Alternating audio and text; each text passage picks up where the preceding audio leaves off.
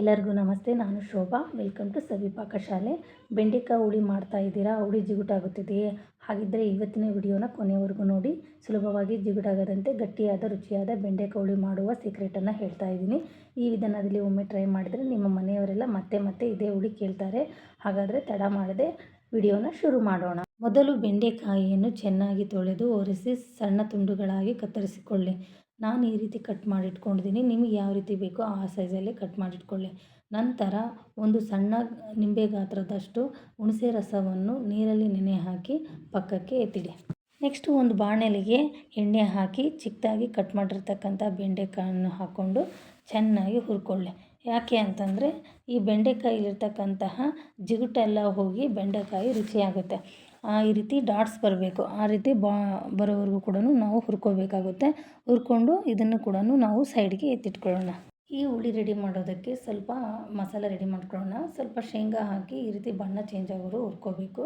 ನಂತರ 1-4 ಹಸಿಮೆಣ್ಸಿಕಾಯಿ ಹಾಕಿ ಹುರ್ಕೋಬೇಕು. ಸ್ವಲ್ಪ ಎಣ್ಣೆ ಹಾಕಿ ಫ್ರೈ ಮಾಡ್ಕೊಂಡ್ರೆ ಆಯಿತು. ನಿಮ್ಮ ಖಾರಕ್ಕೆ ಎಷ್ಟು ಅನುಗುಣ ಬೇಕೋ ಅಷ್ಟು ಹಾಕ್ಕೊಂಡ್ರೆ ಆಯಿತು. ಹುರಿದ ಪದಾರ್ಥಗಳು ತಣ್ಣಗಾದ ನಂತರ ಒಂದು ಚಿಕ್ಕ ಮಿಕ್ಸಿ ಜಾರಿಗೆ ಚಿಕ್ಕದಾಗಿ ಕಟ್ ಮಾಡಿದ ಹಸಿ ತೆಂಗಿನಕಾಯಿ, ಆಗಲೇ ಹುರಿದ ಶೇಂಗಾ, ನಂತರ ಇದ್ರ ಜೊತೆಗೆ ಫ್ರೈ ಮಾಡಿರ್ತಕ್ಕಂತಹ ಹಸಿಮೆಣಸಿನಕಾಯಿಯನ್ನು ಹಾಕೋಬೇಕು. ಇದ್ರ ಜೊತೆಗೆ ಹುಣಸೆಹಣ್ಣು ಅಥವಾ ಗುರೆಳ್ಳು ಇದು ತುಂಬ ಟೇಸ್ಟಿ ಕೊಡುತ್ತೆ. ಈ ಸಾಂಬಾರಿಗೆ ಥಿಕ್ನೆಸ್ಸು ಮತ್ತು ಡಿಫ್ರೆಂಟಾಗಿ ಟೇಸ್ಟ್ ಕೊಡೋದು ಇದೆ.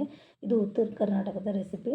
ಇದಕ್ಕೆ ಸ್ವಲ್ಪ ನೀರು ಹಾಕಿ ತರಿಯಾಗೂ ಅಲ್ಲ, ತೀರಾ ನುಣ್ಣಗೂ ಅಲ್ಲ, ಈ ರೀತಿ ಪೇಸ್ಟ್ ಮಾಡ್ಕೋಬೇಕಾಗುತ್ತೆ. ಈ ಹುಳಿಗೆ ಡಿಫ್ರೆಂಟ್ ಆದ ಟೇಸ್ಟ್ ಕೊಡುವಂತಹ ಮಸಾಲೆ ರೆಡಿ ಆಯಿತು. ಈಗ ಒಗ್ಗರಣೆ ರೆಡಿ ಮಾಡ್ಕೊಳ್ಳೋಣ. ಒಂದು ಪಾತ್ರೆಗೆ ಎಣ್ಣೆ ಹಾಕಿ ಅದು ಕಾದ ನಂತರ 4-5 ಎಸಳು ಬೆಳ್ಳುಳ್ಳಿ, ಸಾಸಿವೆ, ಜೀರಿಗೆ, ಒಣಮೆಣಸಿನಕಾಯಿ ಹಾಕಿ ಚೆನ್ನಾಗಿ ಹಸಿ ವಾಸನೆ ಹೋಗೋವರೆಗೂ ಫ್ರೈ ಮಾಡಬೇಕು. ನಂತರ ಕರಿಬೇವು ಖಾಲಿಯಾಗಿತ್ತು, ಸೊ ಹಾಕಿಲ್ಲ. ಚಿಕ್ಕದಾಗಿ ಹೆಚ್ಚಿಟ್ಟಿರ್ತಕ್ಕಂಥ ಈರುಳ್ಳಿ ಹಾಕಿ ಬಾಡಿಸ್ಕೋಬೇಕು. ಸ್ವಲ್ಪ ಉಪ್ಪು ಸೇರಿಸ್ತಾ ಇದ್ದೀನಿ, ಇದರಿಂದ ಈರುಳ್ಳಿ ಬೇಗ ಫ್ರೈ ಆಗುತ್ತೆ ಅಂತ. ನೆಕ್ಸ್ಟ್ ಇದಕ್ಕೆ ಬೆಂಡೆಕಾಯಿ ಸೇರಿಸೋಣ. ಬೆಂಡೆಕಾಯಿ ಈಗಾಗಲೇ ಫ್ರೈ ಆಗಿರೋದ್ರಿಂದ ಜಾಸ್ತಿ ಏನು ಹುರಿಯೋದು ಬೇಕಾಗಿಲ್ಲ. ಈರುಳ್ಳಿ ಜೊತೆ ಮಿಕ್ಸ್ ಮಾಡಿದರೆ ಆಯಿತು. ಈಗ ಇದಕ್ಕೆ ಸಾಂಬಾರು ಪುಡಿ, ಅರಿಶಿನ ಪುಡಿ ಸೇರಿಸಿ ಚೆನ್ನಾಗಿ ಈರುಳ್ಳಿ ಮತ್ತು ಬೆಂಡೆಕಾಯಿ ಜೊತೆ ಹಸಿ ವಾಸನೆ ಹೋಗೋವರೆಗೂ ಫ್ರೈ ಮಾಡ್ಕೋಬೇಕು. ಹಾಗೆ ರುಬ್ಬಿರ್ತಕ್ಕಂತಹ ಮಸಾಲೆನೂ ಕೂಡ ಇದಕ್ಕೆ ಸೇರಿಸ್ತಾ ಇದ್ದೀನಿ. ಈ ಮಸಾಲೆನೇ ಸಾಂಬಾರಿಗೆ ಥಿಕ್ನೆಸ್ಸು ಮತ್ತು ಟೇಸ್ಟ್ ಕೊಡೋದು. ಹಾಗೆ ರುಬ್ಬಿರ್ತಕ್ಕಂಥ ನೀರನ್ನು ಕೂಡ ಇದಕ್ಕೆ ಸೇರಿಸ್ತಾ ಇದ್ದೀನಿ. ನಿಮಗೆ ಕನ್ಸಿಸ್ಟೆನ್ಸಿ ಎಷ್ಟು ಬೇಕೋ ಅಷ್ಟಕ್ಕೆ ನೀವು ನೀರು ಹಾಕ್ಕೊಂಡು ಇದನ್ನು ಒಂದು ಕುದಿ ಬರೋವರೆಗೂ ಕೂಡ ಮಿಕ್ಸ್ ಮಾಡಿ ಒಂದು ಕುದಿ ಬರೋವರೆಗೂ ಕೂಡ ಕುದಿಸ್ಕೋಬೇಕಾಗುತ್ತೆ. ಕುದಿ ಬಂದಿದೆಯಾ ನೋಡೋಣ ಫ್ರೆಂಡ್ಸ್. ನೋಡಿ ಎಷ್ಟು ಚೆನ್ನಾಗಿ ಕುದಿ ಬರ್ತಿದೆ. ಇವಾಗ ಇದಕ್ಕೆ ಉಪ್ಪು, ಹುಳಿ, ಬೆಲ್ಲ ಸೇರಿಸಿದರೆ ಆಯಿತು. ಅತ್ಯಂತ ರುಚಿಕರವಾದ ಬೆಂಡೆಕಾಯಿ ಹುಳಿ ರೆಡಿ ಆದಂತೆ. ಬನ್ನಿ ಫ್ರೆಂಡ್ಸ್, ಒಂದೊಂದೇ ಸೇರಿಸ್ತಾ ಹೋಗೋಣ. ಈಗ ಆಗಲೇ ನೆನೆಸಿಟ್ಟಿರ್ತಕ್ಕಂಥ ಹುಣಸೆ ರಸ, ಹಾಗೆ ಸ್ವಲ್ಪ ಬೆಲ್ಲವನ್ನು ಸೇರಿಸಿ ಮಿಕ್ಸ್ ಮಾಡಬೇಕು. ಎಲ್ಲವನ್ನು ಮಿಕ್ಸ್ ಮಾಡಿದ ನಂತರ ಸ್ವಲ್ಪ ಚಿಕ್ಕದಾಗಿ ಕಟ್ ಮಾಡಿರ್ತಕ್ಕಂಥ ಕೊತ್ತಂಬರಿ ಸೊಪ್ಪು ಹಾಕಿ ರುಚಿಗೆ ತಕ್ಕಷ್ಟು ಉಪ್ಪು ಹಾಕಿ ಒಂದು ಕುದಿ ಬರೋವರೆಗೂ ಒಂದು 5-10 ನಿಮಿಷ ಕುದಿಸಿದರೆ ಆಯಿತು. ಅತ್ಯಂತ ರುಚಿಕರವಾದ ಬೆಂಡೆಕಾಯಿ ಹುಳಿ ರೆಡಿ ಆಯಿತು.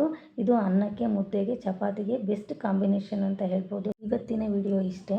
ನೋಡಿದ್ರಲ್ಲ ಫ್ರೆಂಡ್ಸ್, ಬೆಂಡೆಕಾಯಿ ಹುಳಿ ರೆಸಿಪಿ ನಿಮಗೆ ಇಷ್ಟ ಆಗಿದೆ ಅಂತ ಭಾವಿಸ್ತೀನಿ. ನೀವು ಕೂಡ ಮನೆಯಲ್ಲಿ ಟ್ರೈ ಮಾಡಿ ಹೇಗೆ ಬಂತು ಅಂತ ಕಮೆಂಟಲ್ಲಿ ತಿಳಿಸಿ. ಲೈಕ್ ಮಾಡಿ, ಶೇರ್ ಮಾಡಿ, ಸಬ್ಸ್ಕ್ರೈಬ್ ಮಾಡೋದನ್ನು ಮರಿಬೇಡಿ. ಮತ್ತೊಂದು ವಿಡಿಯೋದಲ್ಲಿ ಸಿಗೋಣ. ಧನ್ಯವಾದಗಳು.